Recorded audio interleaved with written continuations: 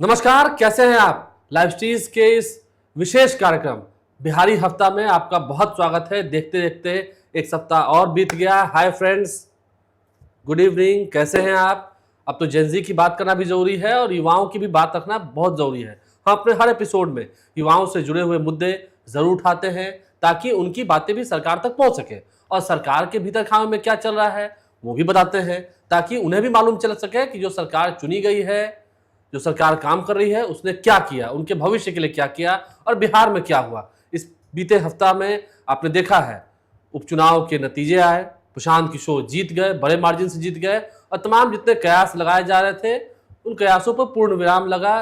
कई कयास फेल हुए, कई सच भी हुए।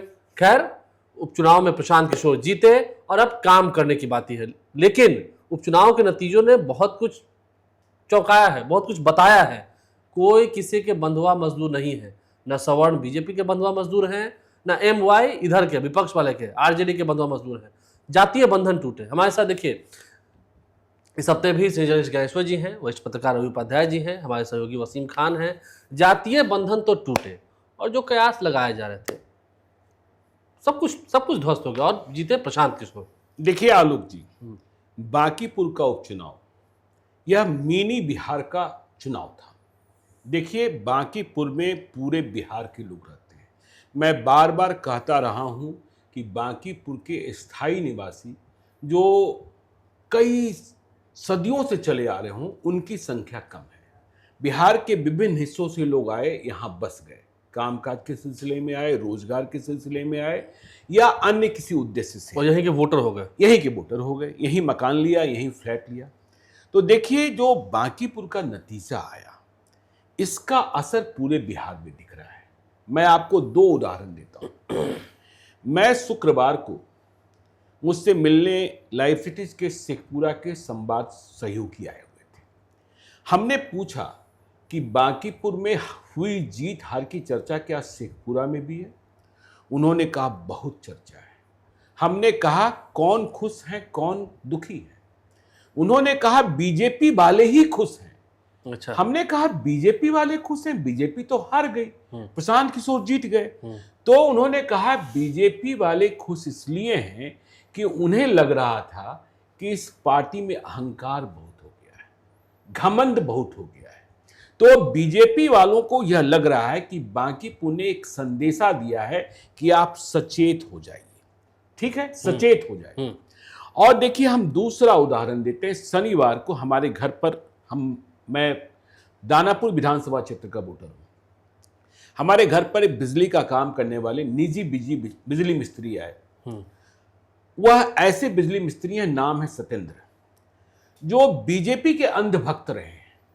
रामकृपाल यादव जब लोकसभा चुनाव लड़ रहे थे, रामकृपाल यादव जब विधानसभा चुनाव लड़ रहे थे, दोनों बार हमने उन्हें बीजेपी के लिए फील्डिंग करते देखा। झंडा उठा, हाँ, हारे चाहे जीते। हाँ, हारे चाहे जीते। तो हमने पूछा बांकीपुर में तो प्रशांत किशोर जीत गए। तो सत्येंद्र ने भी कहा बहुत अच्छा हुआ, ठीक हुआ, बहुत अच्छा हुआ। हमने कहा क्यों? तो बदलाव की जरूरत थी, भाजपा को सचेत होने की जरूरत थी, सचेत करने की जरूरत थी और मतदाताओं ने सचेत कर दिया है। तो देखिए, बांकीपुर के उपचुनाव की चर्चा बिहार के हर विधानसभा क्षेत्र में हो रही है, पूरे बिहार में हो रही है और बिहार से बाहर देश के हर हिस्से में हो रही है। क्योंकि पता है आपको कि नितिन नवीन ने यह सीट खाली की थी भाजपा के राष्ट्रीय अध्यक्ष बनने के बाद, और बहुत बार जीते। हाँ, बहुत बार जीते भी। उनके पिता जीते, 95 से लगातार कब्जा था। उनके पिता भी जीते। प्रशांत किशोर जीत गए, बीजेपी हार गई, आरजेडी की जमानत जब्त हो गई।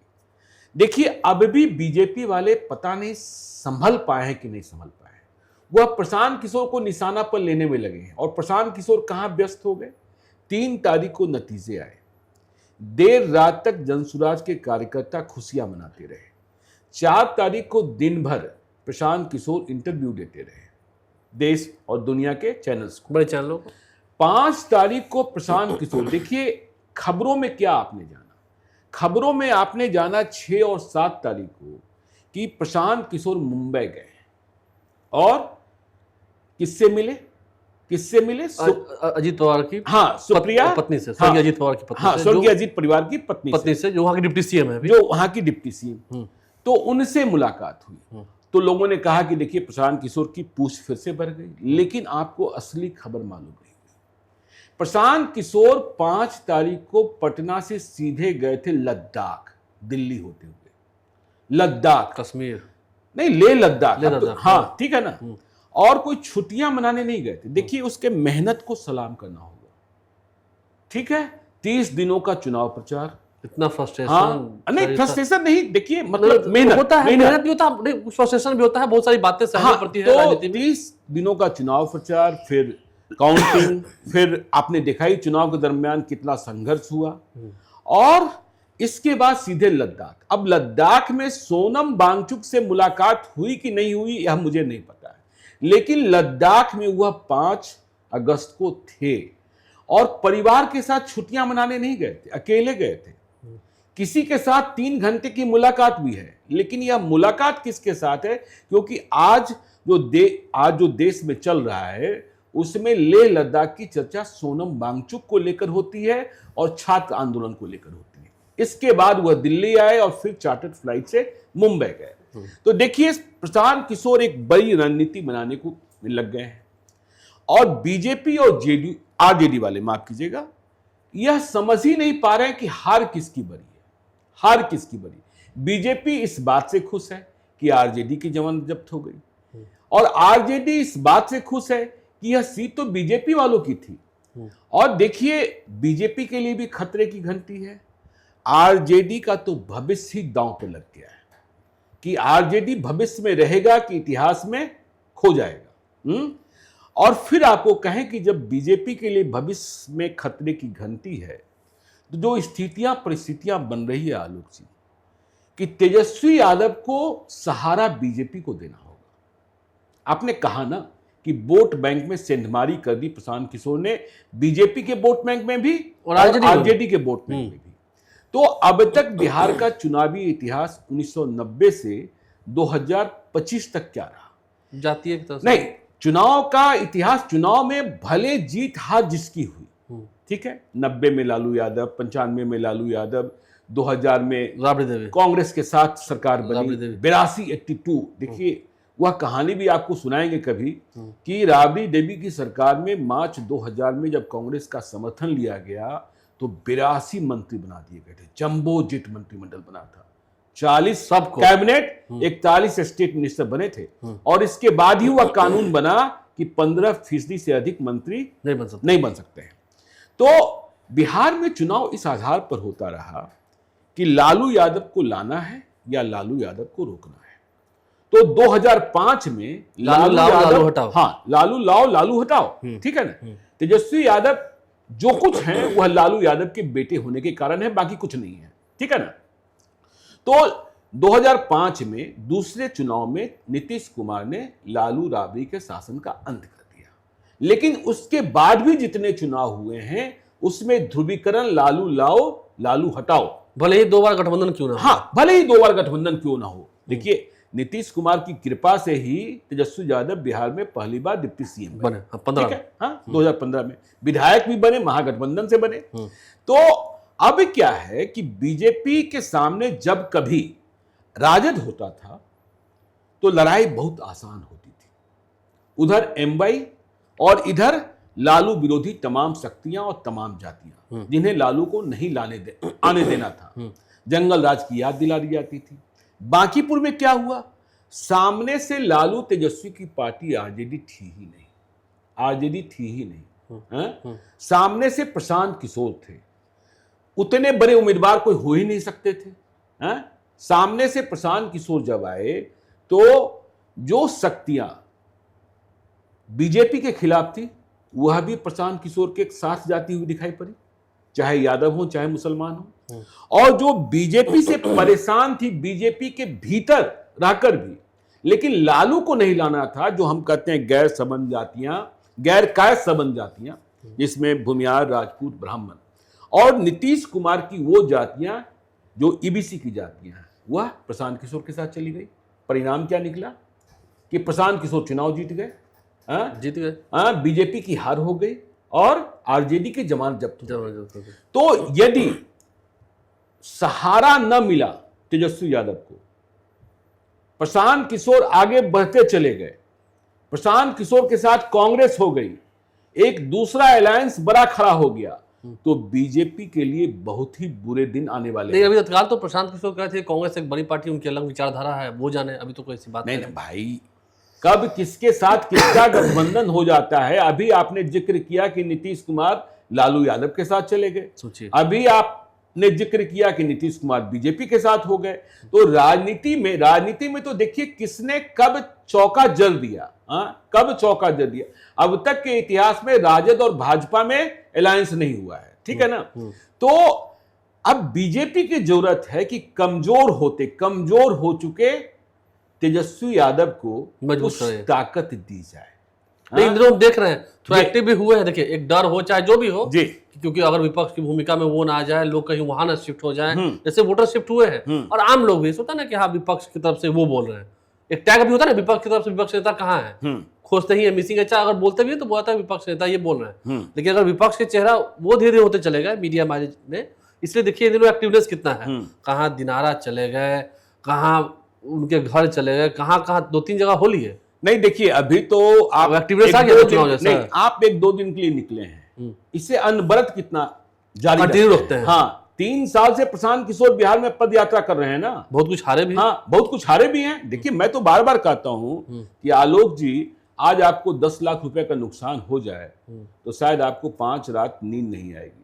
पिताजी कहेंगे कहाँ डुबा दिया, क्या गलत कर दिया, कहाँ चला गया पैसा, हाँ कहाँ चला गया, चाहे शेयर में डूबे चाहे कहीं और डूब जाए।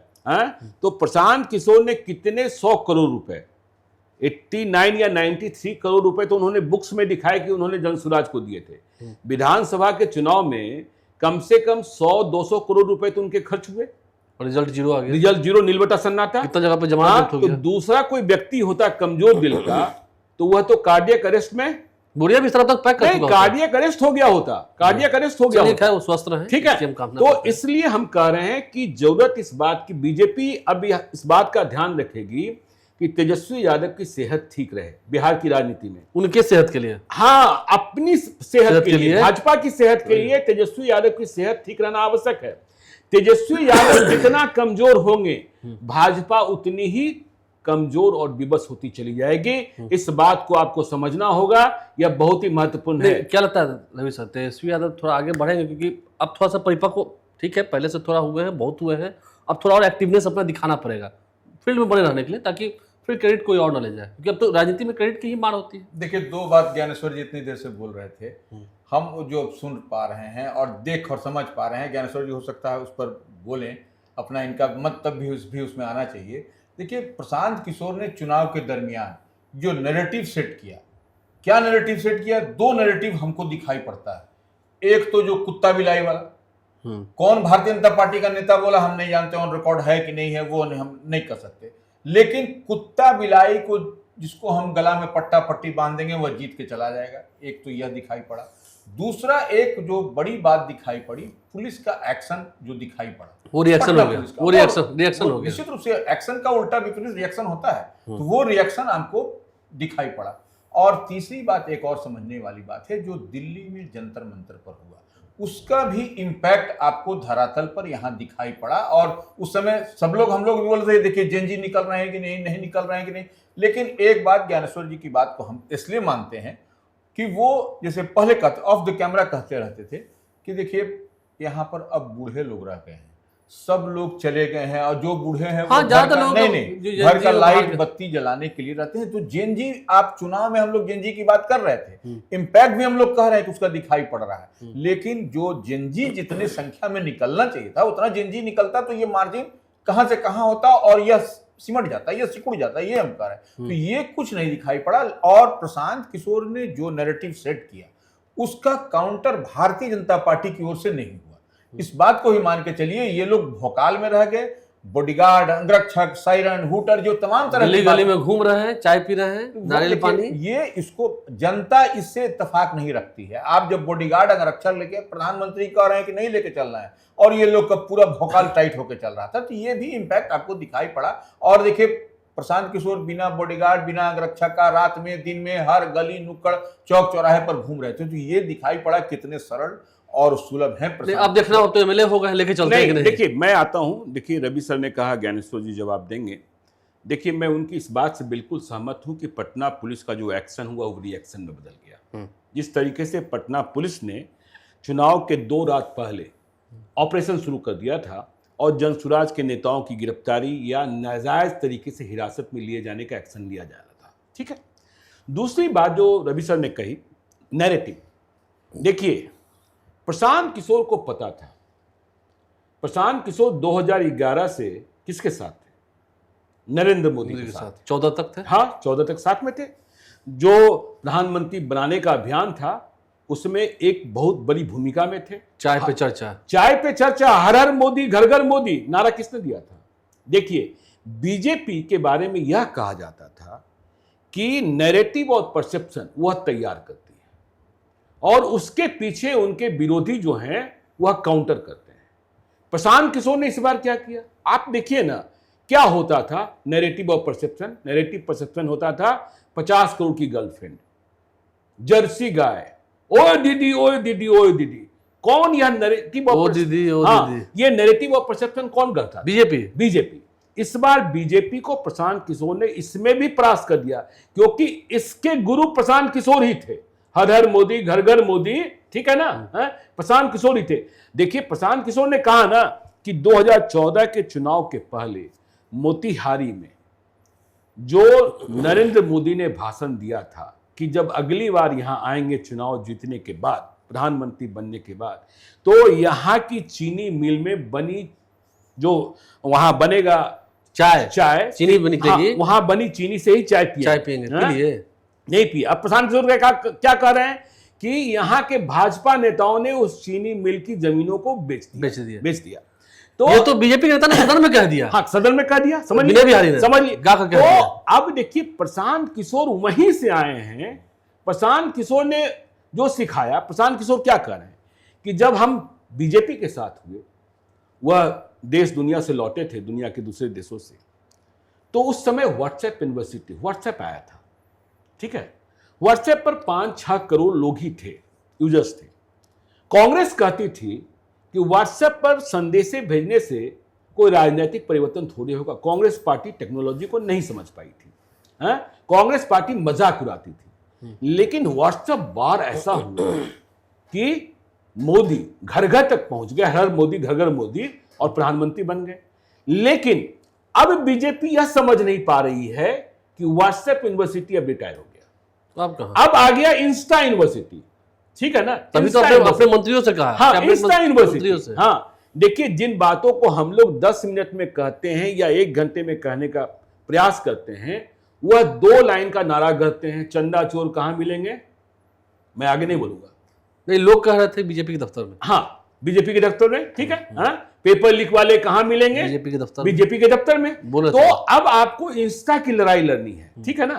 तो इस लड़ाई में यह लड़ाई कैसे बीजेपी जीतेगी?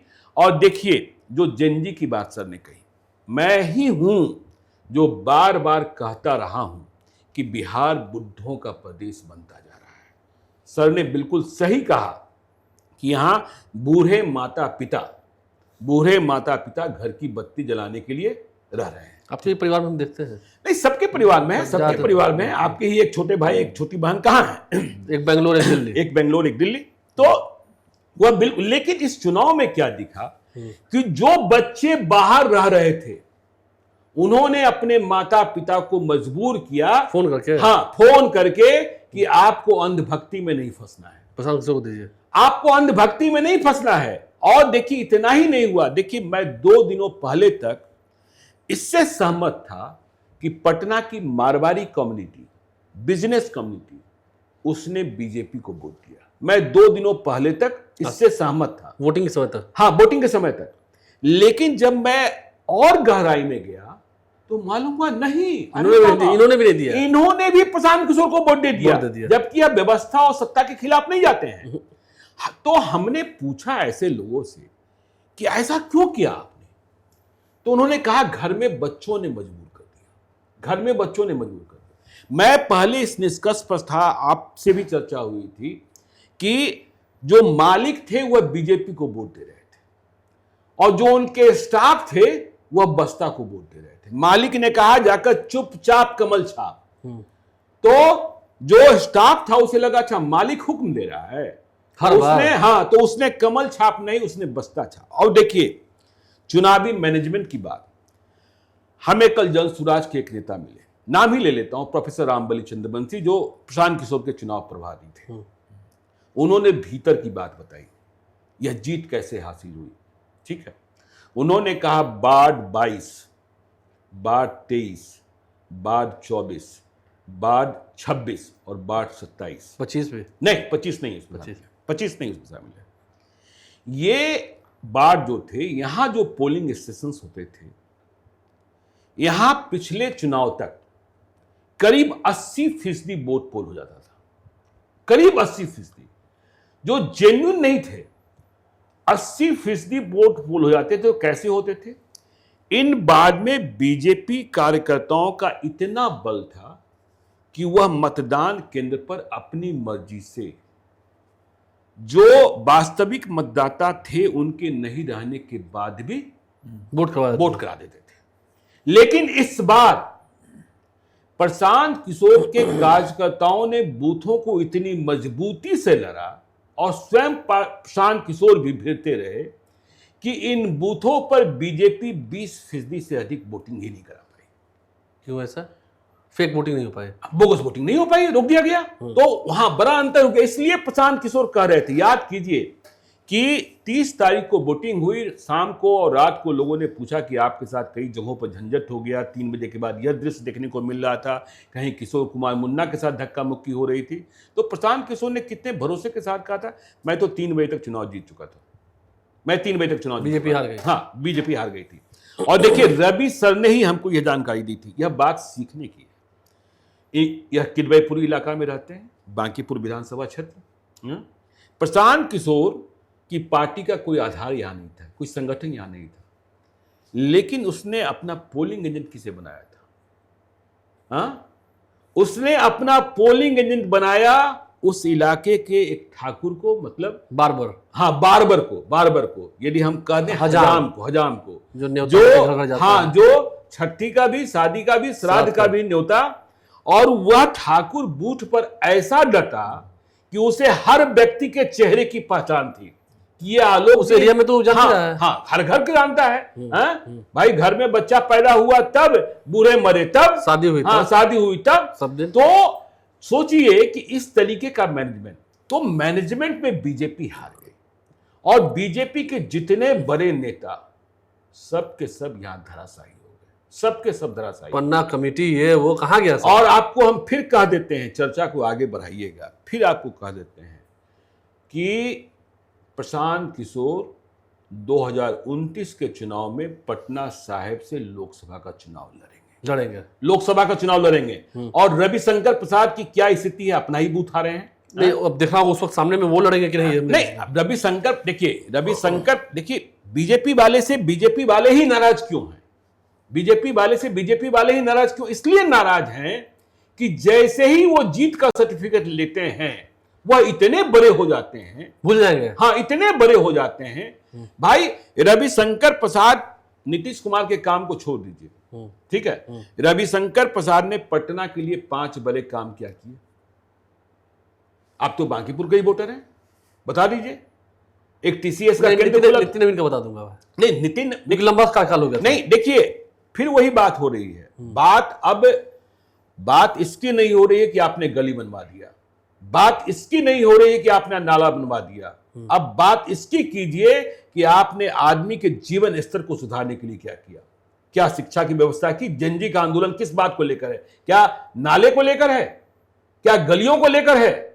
नहीं, माहौल में भी काफी हम, ठीक है, अभी जीत गए सही बात है, लेकिन माहौल में नितिन नवीन के रहते हुए नहीं, अगर मैं तो बार बार कह रहा हूं ना कि देखिए नितिन नवीन और प्रशांत किशोर का संघर्ष होता तो नतीजा कुछ दूसरा होता, ठीक है ना। नितिन नवीन को छोड़ दीजिए, ऋतुराज सिन्हा बनाम प्रशांत किशोर होता तो भी नतीजा कुछ और भी हो सकता था, या इतने मतों से नहीं जीतते, ठीक है ना। संजय मयूख बनाम प्रशांत किशोर होता, तभी नतीजा कुछ और होता था। ठीक है ना। रणबीर नंदन बनाम प्रशांत किशोर होता तब भी। अब आप कहेंगे अजय आलोक का नाम क्यों नहीं ले रहे? देखिए, बहुत लोग चर्चा करते हैं कि प्रशांत किशोर बड़े एरोगेंट हैं, एरोगेंस उनके चेहरे से झलकता है। आप अजय आलोक के हर स्पीच को देखिए, उनके चेहरे से भी प्रशांत किशोर से ज्यादा एरोगेंस झलकता है। रवि सर को याद होगा कि कांग्रेस में एक प्रवक्ता होते थे मनीष तिवारी, कहां चले गए, कहां चले गए।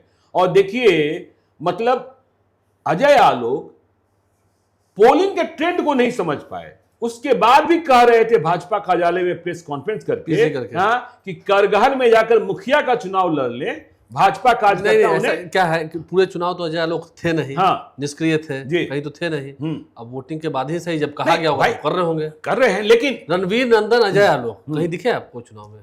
जिस एरोगेंस, देखिए उसमें बीजेपी की भी गलती है, उसमें बीजेपी की भी गलती है। ऋतुराज सिन्हा पार्टी के राष्ट्रीय मंत्री हैं, आपने सुषमा साहू तक को स्टार प्रचारक बना दिया। ऋतुराज सिन्हा और उनके पिता आर.के. सिन्हा, हाँ देखिए, और कायस समाज में, कायस समाज में बड़े नेता हैं। तो रवि सर इस पर आगे कहेंगे। नहीं, ऋतुराज सिन्हा तो घूमे ना भाई। नहीं, ऋतुराज सिन्हा घूमे, देखिए घूमना और वोटर का विश्वास जीतना। ठीक है, आपने उन्होंने लेकिन पार्टी के लिए अपना काम किया, जो नहीं भी कहा वो भी किया, अपने से लग के किया। नहीं देखिए, बाकी ऋतुराज सिन्हा का एक धरोहर है वो, इसको मान लीजिए उनके पिता आर.के. सिन्हा था। नहीं वही कह रहे हैं, तो आप समझ लीजिए उनके पास में जो स्ट्रेंथ है, जो जितने लोगों को आप पलायन बेरोजगार रोजगार की ना बात आप कर रहे हैं, तो उन्होंने कितने को रोजगार दिया, यही अब देख लीजिए निकाल करके। तो उतना तो स्ट्रेंथ, और वो मान लीजिए 5,000 को दिए हैं, तो 5,000 के साथ में उनका परिवार है, पति पत्नी बाल बच्चा, एम्पायर है। आप समझ लीजिए कि उतने लोग ऋतुराज सिन्हा के साथ। और ध्यान रखिएगा, ऋतुराज सिन्हा की कंपनी में केवल लाला नहीं है, भाई सबसे अधिक तो यादव और राजपूत मिल जाएंगे आपको, और अब भूमियार और ब्राह्मण भी गार्ड की नौकरी करने जा रहे हैं। चलिए बस इनसे भी बात कर लीजिए कि बांकीपुर में माहौल क्या है। हम उनसे वो बात करेंगे। अब तो आरजेडी में सब प्रकोष्ठों को भंग कर दिया गया। चलिए, देर आए दुरुस्त आए, समझ गए कि लोग कितने पहलवान हैं। सभी प्रकोष्ठों को 23वें दिन भंग कर दिया। इन दोनों काफी एक्टिव भी दिख रहे हैं। अब आगे क्या रहा है इसका साइड इफेक्ट? देखिए, साइड इफेक्ट तो दिख ही गया था। जब चुनाव के नतीजे आए थे तो तेजस्वी को पता चल गया था कि जो सवाल लगातार उन पर उठता रहा, और सबसे ज्यादा सवाल तेजस्वी यादव पर उठा इर्द गिर्द रहने वाले लोगों को लेकर। भाई वीरेंद्र ने क्या तक नहीं कह दिया, मैं बता दो। मैं एक मिनट बस रोक के कहता हूँ, बिहार के उप मुख्यमंत्री, मैं उस बात को डिकोड ने, उप मुख्यमंत्री ने आरजेडी के नेता को जिन्होंने टिप्पणी की थी भाई वीरेंद्र को, उनको फोन किया। मैं कह दूं सर, बताइए ना। उन्होंने पूछा कि अच्छा ये बताइए, बड़ा विजेंद्र यादव ने फोन किया, उप मुख्यमंत्री ने, वित्त मंत्री भी है। उन्होंने कहा कि ये बताइए, आपका बयान हम सुने थे, ये जिंदा चमड़ा का सप्लायर मतलब? भाई वीरेंद्र चुप रह गए, चुप रह गए, मुस्कुराए, बोले कि नहीं सर जरूरी था, बोलना जरूरी था। यही बात है। इशारों में भाई बहन ने बहुत कुछ कर दिया, और बिहार की सियासत में हर लोग जानते हैं जिंदा चमड़े का मतलब। खैर, तेजस्वी यादव अभी खुद भी घिरे हुए हैं, और तेजस्वी यादव के चैलेंजेस बढ़े हैं। देखिए, आप संगठन के अंदर प्रकोष्ठ भंग कर देंगे, इकाई भंग कर देंगे, इससे समाधान नहीं होना है। भाई बहन ने बहुत कुछ कहा है। आरजेडी के बहुत सारे नेता जो हैं अब मुखर तरीके से बोल रहे हैं। देखिए, संगठन के लिए आरजेडी के लिए चौधरी ने कहा था कई बार, अभय कुशवाहा ने कहा था फाटक खोलिए, अभी तक फाटक नहीं खुला है। अब तो देखिए, कौटिल्य नगर के बाहर अगर गाड़ियां आती और जाती हैं, कौटिल्य नगर आवास के अंदर घुसती है, तो आप विजुअल भी ज्यादा नहीं बना सकते हैं। वहां भी अब रोका जाने लगा है, आलोक जी आप विजुअल नहीं बना सकते हैं। तो दूसरी तरफ है कि संगठन के अंदर बदलाव करना है, तो तेजस्वी यादव किस रूप में बदलाव करते हैं ये देखना अहम होगा। देखिए, तेजस्वी यादव शॉर्ट टाइम के लिए एक्टिव होते हैं, इससे पहले भी कई बार हुए, ये पहली दफा नहीं है। 2, 3, 4, 5 दिन, एक सप्ताह तक वो एक्टिव दिखते हैं, उसके बाद अचानक गायब हो जाते हैं। वो मोगेम्बो वाला एक खुश हुआ वही वाला वो सीन क्रिएट करते हैं। कुछ दिन तक कार्यकर्ता खुश होते हैं कि नहीं मेरे नेता अब एक्टिव हो गए हैं, ग्राउंड जीरो पर हैं, और फिर वो गायब हो जाते हैं अचानक से। मगर अब अगर तेजस्वी यादव, देखिए, मोगेम्बो खुश हुआ जैसा काम करेंगे, तो तेजस्वी यादव बिहार की राजनीति से धीरे धीरे गायब हो जाएंगे, और फिर तेजस्वी यादव को सक्रिय होंगे भी तो वो सक्रिय नहीं हो पाएंगे, क्योंकि प्लेस अब धीरे धीरे प्रशांत किशोर देख रहे हैं, मुद्दे की बात कर रहे हैं, और प्रशांत किशोर ने मुद्दे पर चुनाव लड़ा, लोगों ने उन्हें वोट किया, शिक्षा, रोजगार और बच्चों के भविष्य के लिए बसपा का जिक्र वो लगातार करते रहे, लोगों को याद दिलाया कि बसपा का महत्व क्या है और बताया लोगों को अपना चुनाव चिन्ह बसपा का मतलब बताया। और अगर कोई भी महिला जो शिक्षित नहीं है वह भी अपने बच्चे के भविष्य के लिए प्रशांत को उन्होंने चुना, विकल्प चुना। हर घर में वोट टूटा, बिल्कुल हर घर में वोट तो टूटा। ये एक है। अब देखिए लालू प्रसाद यादव फिलहाल बिहार की राजनीति में सक्रिय नहीं है, इस बात को आप भी जानते हैं। और तेजस्वी यादव को देखना होगा कि वो जो चेन बनाया है तेजस्वी यादव ने अपने इर्द गिर्द लोगों को जो बसाया है, जो बोलते हैं वही सुनते हैं। जैसे हमने चुनाव के वक्त में ही हमने बताया था कि किसी ने तेजस्वी यादव को कान में जाके कह दिया कि एम जो है वो टूट गया और वाई अटूट है हमारे साथ। एम वाई तो दोनों ही टूट गया था। उस वक्त ये मैसेज दिया गया था तेजस्वी यादव को, इस उपचुनाव में। जी उपचुनाव में दिया गया था ये मैसेज। ठीक। और फिर जो नतीजे आए सभी को जग जाहिर थे। नहीं वसीम जी, एक सवाल मैं आपसे लेना चाहता हूँ। तेजस्वी यादव नेता प्रतिपक्ष हैं और मजबूत ताकत हैं, कमजोर हुए हैं। बीजेपी यदि ताकत दे देगी तो और ताकतवर हो जाएंगे, ठीक है।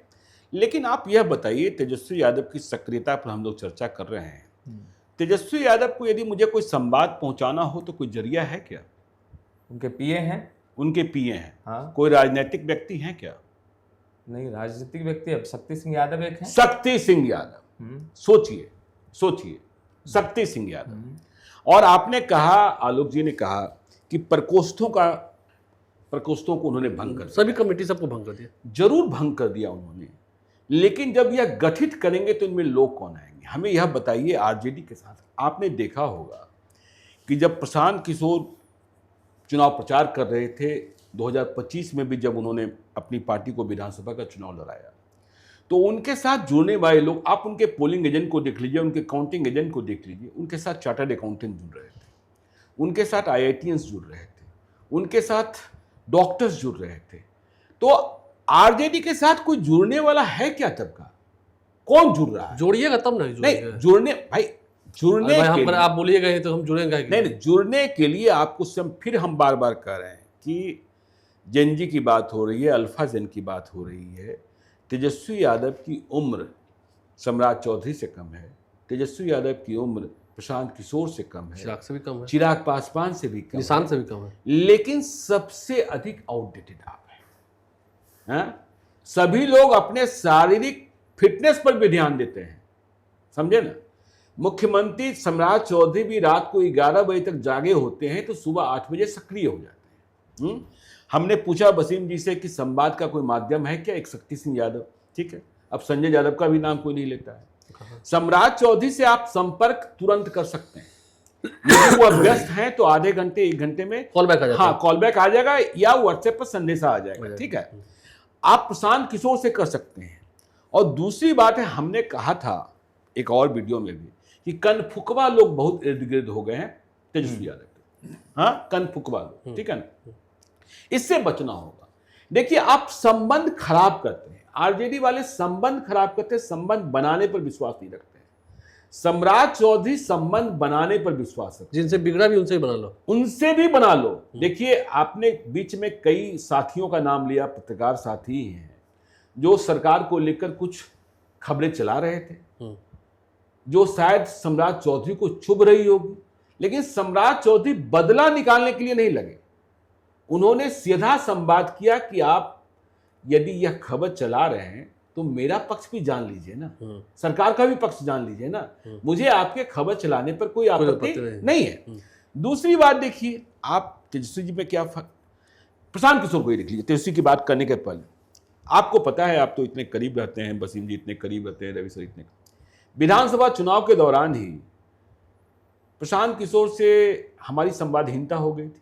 आपको पता है, बातचीत बंद हो गई थी, क्योंकि प्रशांत किशोर जैसा सोच रहे थे विधानसभा चुनाव को लेकर वैसा होने वाला नहीं था और मैं दिखा नहीं सकता था। फिर बांकीपुर विधानसभा की बात आई, बातचीत मेरी बंद ही थी और मैं बातचीत के मूड में था भी नहीं, ठीक है। अब देखिए, मेरे एक जानने वाले मेरे पास आते हैं और उनके पास एक कॉल आता है, यह सब बिल्कुल तय होगा, प्रायोजित होगा। वह मुझे नहीं कहते हैं कि भाई ये किनका कॉल है, वह सीधे थमा देते हैं आपके जानने वाले का कॉल है। सामने से प्रशांत किशोर होते हैं। अब प्रशांत किशोर कहते हैं आपके पास चाय पीने आ रहा हूं मैं, क्या आप मना कर देंगे? क्या आप कोई भी मना नहीं कर देगा। हाँ, आप सम्राट चौधरी को मना कर देंगे, तेजस्वी यादव को आज मना कर तेजस्वी देंगे, फोन कर देता अपना कर दीजिएगा। नहीं करेंगे, नहीं करेंगे। तो जो संवादहीनता की स्थिति थी, अब देखिए ना विधानसभा चुनाव, रवि सर को तो पूरा पूरा ध्यान होगा, एक अनुरंजन झा के पॉडकास्ट को लेकर आपने मुझसे झगड़ा कर लिया। हाँ, एक बार बात तो कर देते। क्या हाँ, बात एक बार बात तो कर ली। नुकसान किसका हुआ? नुकसान किसका है? उसको हुआ? तो उतना लोग देखे, उतना मतलब नहीं viewers भाई, उतना नहीं देखने करते। देखने और सुनने की बात ही नहीं, वो वीडियो बहुत वायरल है, ठीक है, वो वीडियो बहुत वायरल है। हाँ। लेकिन बात यह है कि आप भाई संवादहीनता क्यों करते हैं, ठीक है। और जेनजी के जमाने में देखिए, हम फिर कह रहे हैं, जेनजी को समझना होगा। देश में 25 से 26% जेनजी हैं, मतलब करीब 35 से 40 के आसपास। बिहार में 32 से 34% हैं, 4 करोड़ के आसपास।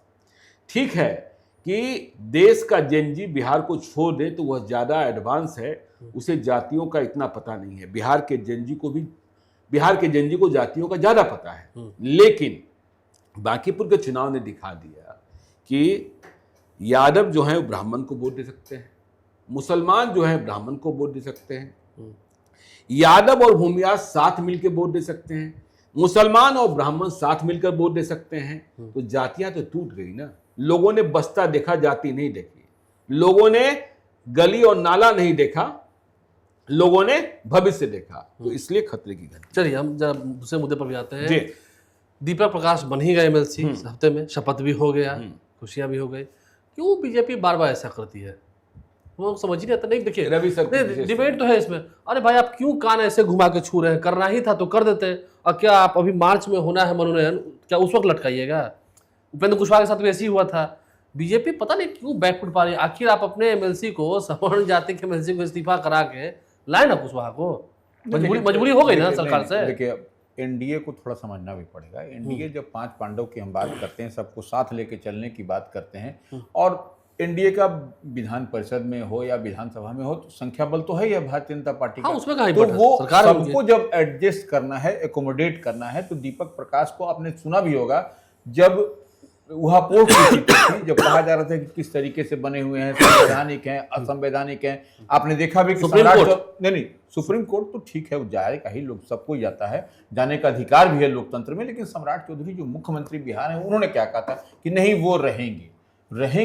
इट मीन्स कि कहीं ना कहीं वह साइन और थिंक दिखाई पड़ रहा था ऊपर से कि जब सम्राट चौधरी मुख्यमंत्री बिहार कह रहा हो, भारतीय जनता पार्टी को ही डिसाइड करना है, अपने कोटे से उपेंद्र कुशवाहा को भी भाजपा ने भेजा, दीपक प्रकाश को भी भेजा, तो ऊपर से ही इंस्ट्रक्शन होगा, तभी जो ऐसा हुआ। और इसी देखिए, फिर अब राज्यपाल कोटे से बनना है, ऐसी बात नहीं है कि देवेश कुमार जब भी जो इस्तीफा किया तो फिर उनको वहां भी एडजस्ट किया जाएगा। हो सकता है, वो कोई बड़ी बात नहीं है। और देखिए, वो हो सकता है किसी आयोग में अध्यक्ष बन जाए, कुछ भी बन जाए। अभी उपचुनाव का नतीजा आया, उपचुनाव का नतीजा से किरकिरी हुआ, फिर आपको दीपक प्रकाश को नहीं बनाता तो ये डबल किरकिरी हो जाती। तो इस लिहाज से, और सामने उत्तर प्रदेश का चुनाव है 27 में, तो सब कुछ कुशवाहा एक बड़ा डिसाइडिंग फैक्टर भी होगा। उपेंद्र कुशवाहा ऐसे भी बड़े नेता हैं कुशवाहा समाज में, आप इसको इधर उधर नहीं करके ले चल सकते। तो दीपक प्रकाश और काम भी है, और जेनजी की बात कही जा रही है, जेनजी है भी। और दूसरी तरफ देखिए, आप दीपक प्रकाश जेनजी हैं, और दूसरी तरफ आप देखिए निशांत कुमार मिलेनियल्स हैं, जेनजी नहीं कहिए, 30 साल से ऊपर के हैं। कौन 30 साल से ऊपर के हैं दीपक प्रकाश? हाँ, मैंने उसी आसपास है। तो उसी पर देखिए, पूरे देश की जिम्मेवारी अब इन्हीं लोगों के कांधे पर है, ज्ञानेश्वर जी। तो अब देखिए निशांत कुमार भी क्या कह रहे हैं। बीते दिन पार्टी कार्यालय में मीटिंग किया उन्होंने, जेडीयू युवा की बैठक की, उसमें उन्होंने स्पष्टता के साथ कहा कि जेनजी को जोड़िए, और नीतीश कुमार जो काम किया है उसके बारे में बताइए, पूरे गांव में सब जगह जा करके। तो एक बड़ी लाइन और बड़ी लकीर निशांत ने भी खींची है पार्टी में कार्यालय में। अब तमाम लोगों को इंस्ट्रक्शन जारी किया है कि आप जेनजी के बारे में कहिए। तो ये देखिए, बदलता हुआ बिहार दिखाई पड़ा है और जेनजी पर फोकस हो रहा है। तो ऐसे में निश्चित रूप से दीपक प्रकाश का आना भी कहीं कोई अतिशयोक्ति नहीं दिखाई पड़ी। नहीं, मैं इस पर कह दूं, थोड़ा सा अलग मत है। देखिए, आपने जो सवाल किया था कि देखिए दीपक प्रकाश को अभी मार्च तक ही नॉमिनेट किया गया, क्योंकि कोई रिक्ति तो थी नहीं। लोग मजाक उड़ा रहे हैं, छोटा रिचार्ज नहीं, छोटा रिचार्ज ही हाँ इसलिए है क्योंकि देखिए बीजेपी ने उन्हें झुला तो रखा है। जब पूर्णकालिक रिक्तियां थी जिसमें अन्य लोग उम्मीदवार बनाए गए, ये संजय महबूब गए थे, उसमें दीपक प्रकाश को नहीं बनाया गया। ठीक है, तो दीपक प्रकाश को फिर मार्च तक, फिर जनवरी से शुरू हो जाएगा, दीपक प्रकाश बनेंगे नहीं बनेंगे, क्योंकि आपको पता है कि उपेंद्र कुशवाहा पर पार्टी मर्जर का दबाव है। पार्टी मर्जर का दबाव है कि आप आरएलएम का मर्जर जो है बीजेपी के साथ कर लीजिए। उपेंद्र कुशवाहा ने कहा ऐसा नहीं करेंगे। लेकिन बांकीपुर की हार के बाद स्थितियां परिस्थितियां यह भी आपको कहें कि यदि बांकीपुर के चुनाव के पहले, मतलब 30 जुलाई के पहले देवेश कुमार को इस्तीफा दिलाया जाता तो बांकीपुर में बीजेपी की हार और अधिक 5,000 मतों से होती, और अधिक 5,000 मतों से होती, क्योंकि कुशवाहा ने तो मत दिया ही भाजपा को, ठीक है ना। कुशवाहा के सर्वमान्य नेता हो गए हैं सम्राट चौधरी, लेकिन भूमिहारों का गुस्सा और ज्यादा हो जाता। देखिए निशांत की आपने बात की, निशांत का जो बयान हमने सुना, पहले लोग कहते थे कि वो हर बात में कह देते हैं कि पिताजी ने ये किया और पिताजी के काम को आगे बढ़ाना, जन जन तक पहुंचाना है। लेकिन जो युवाओं के साथ उन्होंने संवाद किया, उसमें वह बहुत बेहतर बोलते हुए, पहले से बहुत बेहतर बोलते हुए दिखाई पड़े। और इन सबसे अधिक महत्वपूर्ण, देखिए बांकीपुर उपचुनाव के बाद यदि जमीनी बात किसी ने कही है तो उस शख्स का नाम है अनंत सिंह। अनंत सिंह ने जो कहा है, अनंत सिंह ने जो कहा है उसको समझना होगा। और ठीक सही कहा है। हाँ, अनंत सिंह ने जो कहा कि नीतीश कुमार को हटाया जाना, कि पब्लिक को यह लगा हम मुख्यमंत्री बनाते किसी और को हैं, बन जाता कोई और है, तो देखिए यह संपूर्ण एनडीए के लिए सोचने का सवाल है। देखिए नीतीश कुमार क्यों हटे? नीतीश कुमार की सेहत खराब थी इसलिए हटे। भाजपा ने उन्हें इसलिए नहीं हटाया कि वह बहुत सेहतमंद थे, सेहत उनकी अच्छी नहीं थी, ठीक है ना, इसलिए, और सम्मान के साथ हटाया। भाजपा ने कोई बदला नहीं लिया। हाँ ठीक है, भाजपा का मुख्यमंत्री बन गया, राज्यसभा चलेगा, हाँ राज्यसभा चले गए, तो लेकिन नीतीश के वोटर यदि नाराज हो रहे हैं, नीतीश के वोटर यदि नाराज हैं और उन्होंने बांकीपुर में वोट दे दिया प्रशांत किशोर को, तो यह बात आपको समझनी होगी। क्योंकि दूसरे लाइन में क्या कहा था अनंत सिंह ने यह कहा था कि आगे ऐसा ही चुनाव होगा तो फिर बीजेपी हारेगी। फिर बीजेपी हारेगी, परिणाम यही रहेगा। तो इसलिए आपको समझने की आवश्यकता है। और जो वोटर्स हैं, देखिए जेनजी की बात हो रही है, झारखंड में आंदोलन चल रहा है, ठीक है, झारखंड का आंदोलन थोड़ा जंतर मंतर के आंदोलन से अलग है, क्योंकि वहां मुख्यमंत्री का इस्तीफा नहीं मांगा जा रहा, शिक्षा मंत्री का इस्तीफा नहीं मांगा जा रहा, लेकिन वहां के छात्र आंदोलित हैं। और हमने प्रारंभ में ही कहा था, प्राइमरी नोट्स में कहा था कि प्रशांत किशोर लद्दाख गए, सोनम वांगचुक से मुलाकात हुई कि नहीं हुई। बिहार की सरकार को तत्काल छात्र उत्तेजित हो जाए, छात्र आंदोलन की राह पकड़ ले, उसके पहले बहुत बड़ी जिम्मेदारी बिहार की कुलाधिपति जो राज्यपाल हैं उन पर भी है कि जो विश्वविद्यालयों में जो सत्र इतने विलंबित है, इसके कसूरवार सम्राट चौधरी नहीं है, इसके कसूरवार नीतीश कुमार की सरकार है और उसके पहले लालू यादव की सरकार है, कि उन सत्रों को कैसे नियमित किया जाएगा। जो परीक्षाएं बची हुई हैं, देखिए सम्राट चौधरी ने इस बीच एक बेहतर निर्णय लिया कि बीएसएससी का चेयरमैन बनाया गया शोभा ओतकर को, हंटर वाली महिला है, उनकी ईमानदारी पर कोई सवाल नहीं उठा सकता है, ठीक है ना। काम हो ना हो दूसरी बात है, परीक्षाओं में देरी हो नहीं, लेकिन एक ही बात है, अगर उनको शोभा ओतकर को बनाया गया है और पूरा स्थायी तरह से किया गया है, अगर उनको मतलब फुल फ्लेज दे दिया जाएगा तो सुधार देंगे। नहीं, वही मैं कह रहा हूँ, सम्राट चौधरी ने काम बेहतर किया। बीएसएससी की परीक्षाएं देखिए कितने साल से लंबित है, करीब 35 लाख बच्चों ने आवेदन दिया था और 4 साल से आपने परीक्षा नहीं ली। तो परीक्षाओं के बारे में और विश्वविद्यालय में जो कक्षाएं, जो सत्र जो लेट हैं, और आपको ध्यान देना होगा क्योंकि अल्फा जेन भी आंदोलन कर रहा है, स्कूल में पढ़ने वाले बच्चे। मुझे हैरत होती है, मैं यही एक बता दूं, शनिवार की बात है, लाइव सिटीज की रिपोर्टर काव्या गई थी पटना के एएन कॉलेज में रिपोर्टिंग करने। उन्होंने वहां लोगों से बातचीत की, वहां जो था दिखाने का प्रयास किया। तब तक कोई ज्योग्राफी डिपार्टमेंट की मैडम है विनीता, वह आ गई कि आप कैसे वीडियो शूट कर सकती हैं, आप कैसे दिखा सकती हैं, आपको फलां से परमिशन लेना होगा। भाई आप छात्राओं के बाथरूम के भीतर खिड़की नहीं है, उसमें ग्राउंड फ्लोर, उसमें शीशे नहीं लगे हैं। भाई यदि हम आज, आप देखिए, मैं आपके यहाँ आंदोलन खड़ा करने नहीं गया हूं, मैं आपके यहाँ आपको दिखाने गया कि यदि गलतियां ये हैं और छात्रों में इस बात को लेकर नाराजगी है, छात्राओं में इस बात को लेकर नाराजगी है, तो समय रहते सुधार लीजिए। नहीं, छात्राओं ने ही बताया होगा ना, छात्राओं ने, हाँ, तो अपने से पता चल गया। और वो मैडम लिखित में दे दीजिए। हमने कहा, मुझे आकर काव्या ने कहा, हमने कहा तुमने बात को नहीं कराया, हाँ, तुमने बात को नहीं कराया कि हम उनको लिखित में दे दें कि वीडियो नहीं चलाएंगे और वीडियो चलाएंगे। वह कौन होती हैं? वह कौन होती हैं? यदि कक्षाएं नहीं हो रही हैं तो हम आवाज उठाएंगे, छात्रों की आवाज बनेंगे। यदि परीक्षाएं लेट से हो रही हैं तो हम बात करेंगे, आवाज उठाएंगे। हाँ, इस बात को लेकर के बिल्कुल क्लियर रहिए। छात्रों के मुद्दे पर, जैन जी के मुद्दे पर जो भी शांति प्रिय आंदोलन है और जिससे छात्रों को न्याय मिलता हो, परीक्षाएं होनी चाहिए, प्रतियोगिता परीक्षाओं का आयोजन होना चाहिए, पेपर लीक बंद होना चाहिए। ऐसा प्रोफेसर ज्यादा भ्रष्ट सरकार में नहीं ना, हम उसकी बात, सिस्टम को खराब करने में किसका हाथ है? ऐसे लोग हाथ है। हाँ, आप आईएएस के बच्चे हैं क्या? आईएएस है क्या? नहीं, लिखित दे दीजिए। नहीं, आईएएस है, अरे छोड़े ना भाई, हमसे पाला नहीं पड़ा ऐसे व्यक्ति का। बात मैं उसकी, ऐसे व्यक्ति का पाला हमसे नहीं पड़ गया जी, तो मार्केट में से फिर जी उनकी भाषा में समझाते हैं। चलिए, बात अलग है। 51,600 करोड़ बिहार में जो कार्यक्रम चल रहा है बेहतरी के लिए, हमने कहा आपको सैटेलाइट टाउनशिप बारे में, जो जमीन पर रोक लगाई गई थी खरीद बिक्री पर, उसको भी हटा दिया गया। वहाँ भी जमीनें बिक सकती हैं, सिर्फ पटना में। चलिए, 5 लाख करोड़ का इन्वेस्टमेंट की बात हुई थी, 51,000 करोड़ का MOU हुआ, स्टील हब बनाने की बात हुई। इसके अलावा भी कई सारे न्यूक्लियर सेक्टर में कई सारी बातें हुई हैं, एनर्जी के सोर्स में, और फिर टेक्सटाइल के सोर्स में कई सारी बातें हुई हैं। तो ज़मीन पर अब लाना पड़ेगा। तो हाँ, ये होगा तभी नौकरियाँ आएंगी। कुछ फैक्ट्री खुलेगा, अच्छा नौकरियाँ आएंगी तभी युवा उधर जाएंगे और इनका आफत कम होगा। दोनों बात हो जाएगी। देखिए आलोक जी, बिहार में निवेश आए, इससे बड़ी खुशी की बात क्या हो सकती है? और यह सच है कि सम्राट चौधरी इसके लिए प्रयास कर रहे हैं। और सैटेलाइट टाउनशिप की आपने बात की, देखिए यह सच है कि सरकार ने जमीन की खरीद बिक्री पर जो रोक लगाई थी उसे हटाया गया, सिर्फ पटना में, क्योंकि आंदोलन बढ़ता हुआ, उसमें चुनाव भी था। हाँ, चुनाव भी था, तो वो हटाया गया।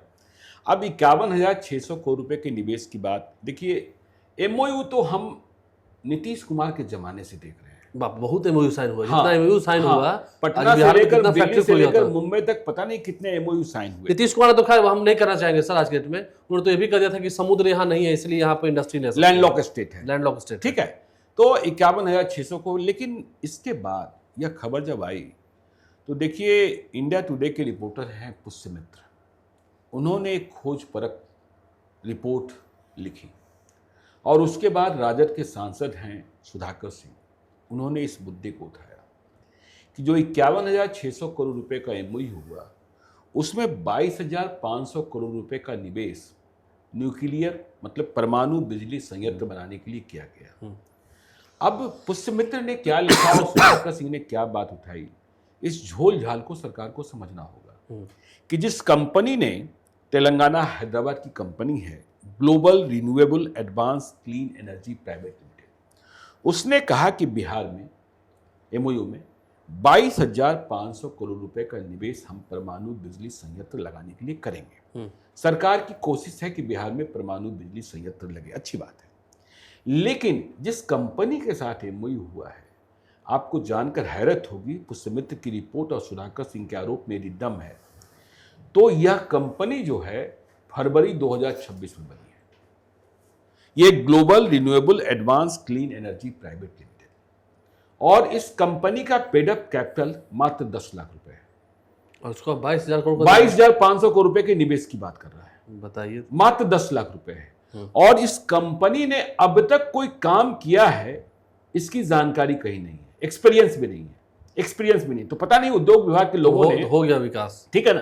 तो 22,500 करोड़ रुपए, उसमें भी देखिए आप क्या कर रहे हैं कि न्यूक्लियर पावर प्लांट लगाएंगे, परमाणु बिजली संयंत्र लगाएंगे। देखिए, यह स्टील का फैक्ट्री नहीं लगाना है, परमाणु बिजली संयंत्र लगाना है। तो यह झोल झाल है, रिसोर्सेज चाहिए, उसके लिए बहुत सावधानी बरतनी होती है। ये बात उठ गई है, इंडिया टुडे के रिपोर्टर पुष्यमित्र के द्वारा उठाई गई और सुधाकर सिंह के द्वारा। सरकार को इस पर जवाब देना चाहिए कि जिस कंपनी के साथ global renewable advance clean energy private limited है, आखिर वो कंपनी है क्या? ठीक है ना, 10 लाख रुपए का पेड अप कैपिटल। आपने आज तक कोई काम नहीं किया, फरवरी 2026 में कंपनी बनी है, बच्चा हाँ? जन्म लिया। हाँ, और वो सीधे परमाणु बिजली सीधे वो हो गया, क्या बोलता है, अंतरिक्ष पर एलन मस्क हो गए क्या? हाँ, तो ये बात समझनी होगी, ये समझनी होगी। तो हो गया विकास जी, एमओयू हो गया। MOU हो गया। तो बात सही कर रहा है, जितना नीतीश कुमार की सरकार में MOU हुआ है, आज तो हर जिले में 2-2 कारखाने होने चाहिए थे, लेकिन ऐसा दिखता नहीं है। एमओयू लेकिन नीतीश कुमार की सरकार में अच्छा काम हुआ है। नहीं, एमओयू करने से पहले जो भी है इंडस्ट्री विभाग है, उद्योग विभाग है, उसको खंगालना चाहिए कि क्या उसका स्ट्रेंथ है, जितनी बात है, कब का ये कंपनी है, कितना उसका टर्नओवर है, क्या है, तब ना कोई अनुभव है कि नहीं। सीधे एमओयू करके आप साइन कर दीजिए। मैं बिल्कुल सहमत हूँ रवि सर से। देखिए, इसी एमओयू के आधार पर ऐसी कंपनियां जो सेल कंपनियां होती हैं, वह बैंकों के पास लोन के लिए पहुंच जाती है, और बाद में मालूम होता है कि बैंकों का पैसा लेके भाग गए, डूब गया, ठीक है ना? लेकिन कितने भाग जाते हैं? नहीं, ठीक है, क्योंकि सरकार ने काम दिया तो इस हिसाब से बैंक तो पैसा दे देता है। बिल्कुल। चलिए, तो इस बिहारी हफ्ता के विशेष कार्यक्रम इतना ही, एक चर्चा कर ही लेते हैं, चलते थे। राजवल्लभ यादव को फिर ये क्या हो रहा है, तो अपने ही विधायक को, तो पहले आनंद मोहन की बात हुई, ठीक है, फिर अब राजवल्लभ यादव, यहाँ तो सरकार ही चली गई खिलाफ में। उनमें तो खैर जो याचिका करता थे वो गए कि दलित डीएम की हत्या हुई और सरकारी सेवक की, सुप्रीम कोर्ट ने भी टिप्पणी की कि ऐसा सिर्फ बिहार में ही हो सकता है, ये सिर्फ बिहार में ही संभव है, सिर्फ बिहार की छवि खराब हुई। अब तो सरकार ही चली गई राजवल्लभ यादव के खिलाफ सुप्रीम कोर्ट, तो समझ सकते क्या नीतीश कुमार की पार्टी ने उन्हें विधायक बनाया, विभा देवी को, उनकी पत्नी को इधर लाकर चुनाव से पहले कितने लोगों को ठीक किया गया। आनंद मोहन को लाया गया, अनंत सिंह को लाया गया, राजवल्लभ यादव को लाया गया, बहुत सारे ऐसे लोगों को जीवन दान दिया गया, क्योंकि कहा था ना, शेर के सामने से ही लड़ाएंगे, बकरी तो लड़ाएंगे नहीं। अब मतलब तो बड़ा असमंजस। राजवल्लभ यादव के लिए नीरज कुमार कह ही चुके कि हम क्यों बचाने लगे भाई। राजवल्लभ यादव के लिए मुश्किल का दिन है, समय ना मुश्किल का वक्त है। बिहार सरकार सुप्रीम कोर्ट चली गई है और आरोप बहुत गंभीर हैं, नाबालिग से दुष्कर्म मामले में, क्या लगता है, क्या नहीं, निश्चित रूप से सरकार की क्या बात है? अब सरकार जब सुप्रीम कोर्ट में गई है तो आप समझ सकते हैं कि क्या लाइन और लेंथ होगा, तो निश्चित रूप से परेशानी बढ़ेगी। राजा की इच्छा होगी तभी ना होगी ना। नहीं, राजा की इच्छा नहीं, देखिए, नहीं, राजा की इच्छा से नहीं होगा, क्योंकि देखिए हर ऐसी बात नहीं कि राजा की इच्छा नहीं, राजा संजय है महाधिवक्ता, नहीं, एसडी संजय तो नहीं गए होंगे, बिहार सरकार की ओर से सुप्रीम कोर्ट पे सहमति जरूर ली गई होगी, ठीक है ना। अब देखिए, हम फिर कह रहे हैं, चलते चलते आपको कह रहे हैं, बांकीपुर के उपचुनाव के नतीजे के बाद यादव वोट बैंक को लेकर कांग्रेस के भीतर भी, प्रशांत किशोर की ओर से भी और भाजपा के भीतर भी मंथन जारी है, क्योंकि यादव वोट जो है वह लालू यादव और तेजस्वी यादव के खूंटे से बंधा हुआ था, वह खुल चुका है। और आपने बांकीपुर में देखा कि यादवों ने प्रशांत किशोर को भी वोट किया, भाजपा को भी वोट किया और तेजस्वी यादव को भी वोट किया। मतलब यह गारंटी नहीं रही कि हम राजद को ही वोट करेंगे। तो 14 से 15%, 25 साल वेट कर लिया, 20-25 साल वेट हो गया जी। अब यादव वेट नहीं कर रहे, उसको चाहिए पावर चाहिए। जहां पावर वहीं हो जाएगा। अच्छा, किसी गुलाम तो नहीं। मन की बात कर दी क्या आपने? मन की बात नहीं, हम उन लोगों से टटोलते हैं बात को। अच्छा, बातों को टटोलते हैं। चलिए, सच्चाई थी जो हमने रख दी। आप लाइव के साथ बने हैं, हमारे चैनल को सब्सक्राइब कर लें। इस हफ्ते में बहुत सारी खबरें आपने जानी है, देखिए अगले हफ्ते में क्या कुछ होगा, उन खबरों के साथ भी आप तक पहुंचेंगे। अपनी राय को भी कमेंट बॉक्स में जरूर दीजिए, क्या क्या बात आप सुनना चाहते हैं, किन चीज़ों पर चर्चा आप चाहते हैं, हम जरूर उन मुद्दों को भी लेंगे। हमारे चैनल को सब्सक्राइब कर लें, साथ साथ फेसबुक पेज भी लाइक करें। धन्यवाद।